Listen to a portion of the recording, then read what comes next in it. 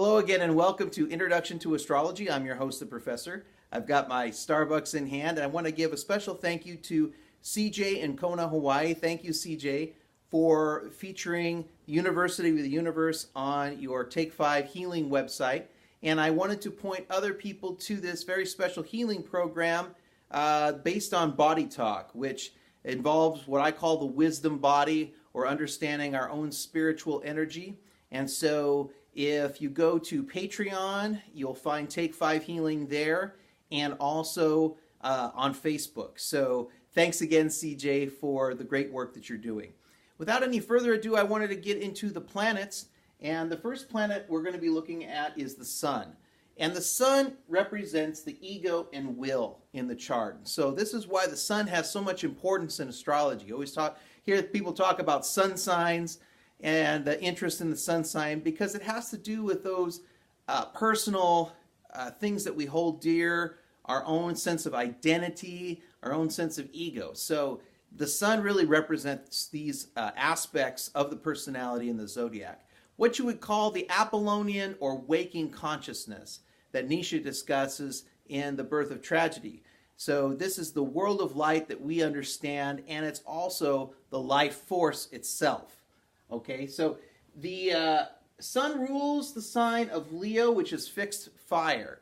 And it's the masculine ruler, but has no feminine ruler. The feminine ruler of the Sun is actually considered to be the Moon, a completely separate planet altogether. But the two are kind of treated as a pair in the zodiac. One represents waking consciousness and that world that we know, the Apollonian. This has to do with the Sun.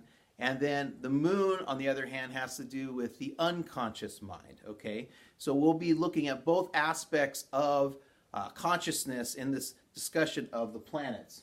Now, I wanted to talk about a book very briefly by Kim Rogers Gallagher called Astrology on the Light Side of the Brain. And she helps discuss this notion of the dignities of the planets. Exaltation, dignity, detriment, and fall, okay? And what these really mean are that there are very strong placements for planets and there are very weak placements for planets. And there's a couple of shades in between. And so exaltation has to do with a planet, and if you think of a sign as maybe like the clothes that a planet is wearing, okay? Exaltation would be like the planet wearing its play clothes. They're out on the town having a good time and, looking hot, having a good time, okay? And so the Sun is considered to be exalted in Aries, okay? It's excited, having fun in that particular sign. It's the life force that's just absolutely unbridled. What Freud would probably call the id, okay?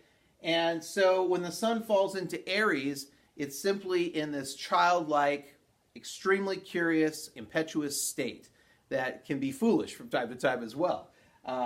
So the dignity of Leo, however, is in the sign of Leo. And this is considered to be, dignity is considered to be a planet with its work clothes on, okay? So it's out there ready to do creative work. And so the Sun, which represents that sort of creativity, is dignified in the sign of Leo.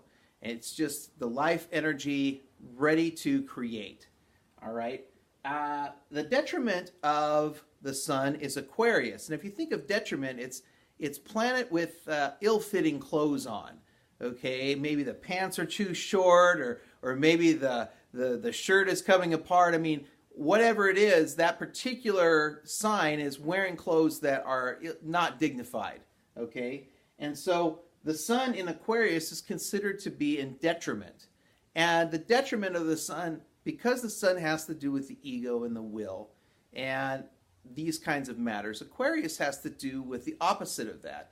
If the Leo has to do with leading people and being out in the front and being a shining example of a leader, for instance, Aquarius is really concerned with the common person and looking at the needs of the people who are being led or perhaps the needs of the common person. And so often you see the character that's very sun-like in conflict with a character that has to do with humanity, like in Star Trek, of course, okay? We see Captain Kirk, who's very leaderly and Leo-like and sun-like, and then you have Bones, who's always talking about healing people and damn it, Jim, I'm a doctor, not a bricklayer, and things like that. Okay, so the Aquarian sun is always concerned with society and humanity in particular, the common person.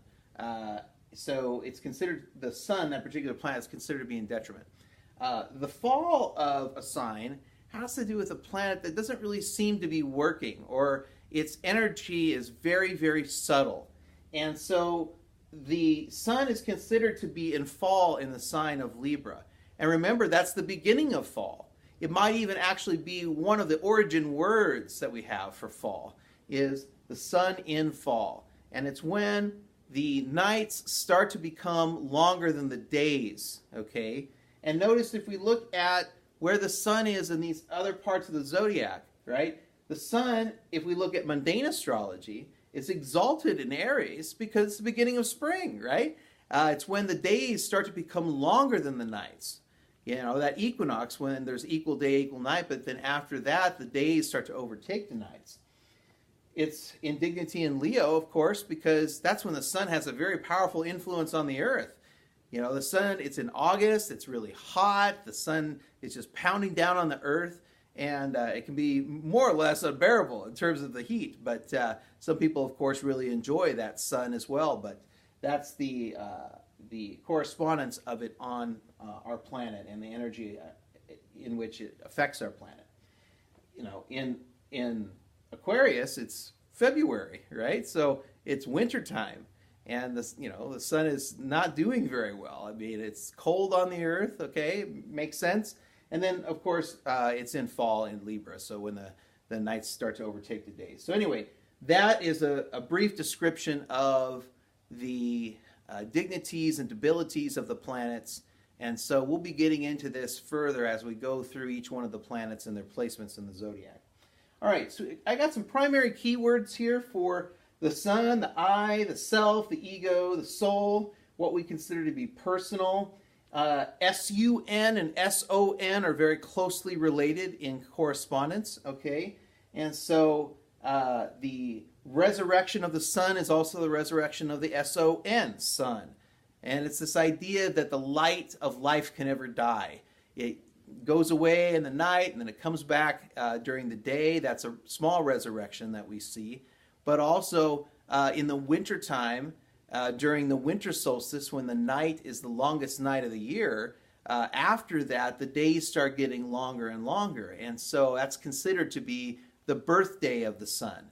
So whenever you look at light and life and that birth coming forth, the character of the sun and wherever the character is of that particular planet in the drama of the zodiac, we start to really understand the correspondence or orientation there. Life force, creativity, the idea of the child, okay? We're looking at just creative, childlike energy, not concerned with opinions or criticism or anything like that. The sun is all about just the golden creativity that each of us possess. The impulse to joy, happiness, leadership. The idea of the king, okay, is very associated with the sun. Even the crown that the king wears imitates the rays of the sun. And this is the origin of the crown. Fire, what's considered to be perfect or perfection. It is sort of the astrological father, okay? The prince, initiative, masculine vitality, again, waking consciousness and play. So the sun has this sort of light, kind of playful energy that has to do with creativity. And when it gets heavier, it has to do more with like leadership and those kinds of things and power. So the day of the week is Domingo, that which dominates. This is the day of the sun. The metal associated with the sun is gold, okay? And you can easily see why gold has this correspondence with this particular planet. The orbital period, approximately 365 days, 365 and a fourth day. Moves about 1 degree per day throughout the zodiac. Okay, so every day that goes by is roughly 1 degree in a chart. And there's a thing called a progressed chart where you progress the sun 1 year for a day. So this is a way of understanding how quickly the sun moves through the zodiac. and it spends about 30 days in each sign. So it makes sense that there's 30 degrees to each sign, and so the sun would move 1 degree for each day. Okay. Stories, myths, motif, art, literature. We have Christ as the resurrected, okay? Horus, Arthur as the once and future king. Gilgamesh, the idea of the person who's the hero, who's wearing the skins of the lion. All right, again, that strong correspondence with Leo has a very solar aspect to it. Samson, Hercules or Heracles, Aslan in Narnia, right? If you've ever read C.S. Lewis's The Chronicles of Narnia, that lion energy, that sun energy is present. And of course, Aslan dies and is resurrected. It's a very, very powerful theme regarding the sun is the story of its conquering death, okay? The pharaoh was considered to be sun-like or a sun god on earth. Solomon, who is the solar man, okay, in the Bible, this is a very powerful king. And Ra, or the solar disk, was very, very important to ancient peoples. Helios, Phoebus Apollo, Gandalf the White, Aragorn as king, the Norse god Balder, who was beloved by all of the gods, and he was so beloved that no object wanted to do any damage to Balder.